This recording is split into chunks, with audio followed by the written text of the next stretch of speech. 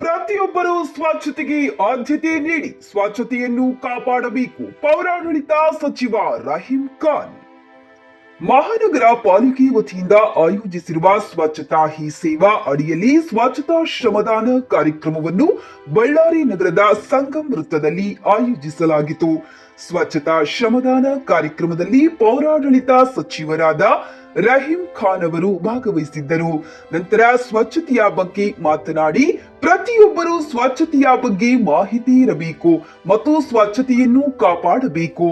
ಸಾರ್ವಜನಿಕರು ನಿಗದಿತ ಕಸವನ್ನ ವಿಲೇವಾರಿ ವಾಹನಗಳಿಗೆ ಹಾಕಬೇಕು. ಹಸಿ ಕಸ, ಒಣ ಕಸ ವಿಂಗಡಣೆ ಪಾಲಿಕೆಯ ತ್ಯಾಜ್ಯ ವಸ್ತು ವಿಲೇವಾರಿ ವಾಹನಗಳಿಗೆ ನೀಡಬೇಕು.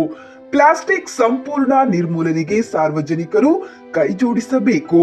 ನಗರದಲ್ಲಿ ತರಕಾರಿ ಮಾರ್ಕೆಟ್ ಮತ್ತು ಮಟನ್ ಮಾರ್ಕೆಟ್ ಹಾಗೂ ಬೀದಿ ಬದಿಯಲ್ಲಿ ಮತ್ತು ವಿವಿಧ ಸ್ಥಳಗಳಲ್ಲಿ ಸ್ವಚ್ಛತೆಯನ್ನ ಕಾಪಾಡಬೇಕು. ಈ ನಿಟ್ಟಿನಲ್ಲಿ ಸಾರ್ವಜನಿಕರಿಗೆ ಸ್ವಚ್ಛತೆಯ ಬಗ್ಗೆ ಅರಿವು ಅಗತ್ಯವಾಗಿದೆ ಎಂದು ಹೇಳಿದರು.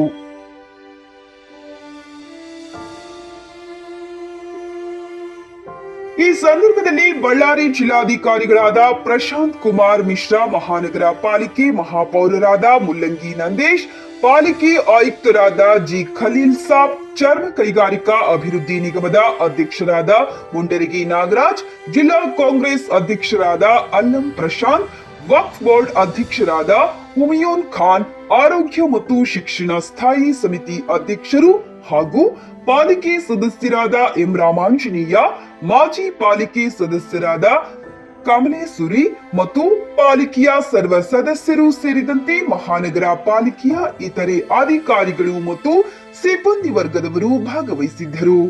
ನಮ್ಮ ಒಂದೇ ಉದ್ದೇಶ ಏನಿದೆ ಅಂದ್ರೂ ಫಸ್ಟ್ ಪ್ರಿಫರೆನ್ಸ್ ಸ್ವಚ್ಛತಾ ಇರಬೇಕು. ಎಲ್ಲರಿಗೆ ಇದ್ರ ಬಗ್ಗೆ ಮಾಹಿತಿ ಇರಬೇಕು. ಎಜುಕೇಶನ್ ಇನ್ಸ್ಟಿಟ್ಯೂಷನ್ ಅಲ್ಲಿ ಆಗಲಿ, ಸ್ಟೂಡೆಂಟ್ಸ್ ಆಗಲಿ, ಮತ್ತೆ ಮೇನ್ ಸಮಸ್ಯೆ ಎಲ್ಲಿದೆ ಅಂದ್ರು ಮೇನ್ ಮಾರ್ಕೆಟ್ಸ್ ಆಗಲಿ, ವೆಜಿಟೇಬಲ್ ಮಾರ್ಕೆಟ್ ಆಗಲಿ, ಮಟನ್ ಮಾರ್ಕೆಟ್ ಆಗಲಿ, ಮತ್ತೆ ಫುಟ್ಪಾತ್ ನಲ್ಲಿ ಅಂಗಡೀಸ್ ಇದೆ. ಆ ಥರ ಸುಮಾರು ಏರಿಯಾದಲ್ಲಿ ಇದು ಸಮಸ್ಯೆ ಬಂದಿದೆ.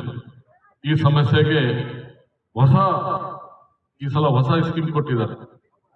ಈ ಸ್ಕೀಮ್ ನಲ್ಲಿ ಇಡೀ ಕರ್ನಾಟಕದಲ್ಲಿ ಆಗಲಿ, ಇಡೀ ನಮ್ಮ ಭಾರತ ದೇಶದಲ್ಲಿ ಆಗಲಿ ಇದು ಒಂದು ಒಳ್ಳೆ ಮಾಡೆಲ್. ಕರ್ನಾಟಕ ಈಗ ಇಡೀ ನಮ್ಮ ದೇಶದಲ್ಲಿ 3ನೇ ಸ್ಥಾನದಲ್ಲಿದೆ. ಈಗ ಅದು ನಾವು ಮೊದಲನೇ ಸ್ಥಾನದಲ್ಲಿ ತರಬೇಕಂತ ಪ್ಲಾನ್ ಮಾಡಿ ಎಲ್ಲರೂ ಇನ್ವಾಲ್ವ್ಮೆಂಟ್ ಇದೆ. ಇದು ಬರೇ ಗೌರ್ಮೆಂಟ್ದು ಇಲ್ಲ, ಪಬ್ಲಿಕ್ದು ಇರ್ಬೇಕು, ಸಂಘಟನಾ ಸುಮಾರು ಆರ್ಗನೈಸೇಷನ್ ಅವ್ರದ್ದು ಇರ್ಬೇಕು. ಇದರಲ್ಲಿ ಎಲ್ಲರಿಗೂ ಇದ್ರದ್ದು ಮಾಹಿತಿ ಇತ್ತು, ಎಲ್ಲರೂ ಜೊತೆಗಿದ್ದು ಮುಂದೆ ಬಂದು ಈ ಕೆಲಸ ಮಾಡ್ಬೇಕಂತ ಹೇಳಿ ತಮ್ಮೆಲ್ಲರಿಗೆ ನಾನು ತುಂಬಾ ಧನ್ಯವಾದ ಹೇಳ್ತೀನಿ.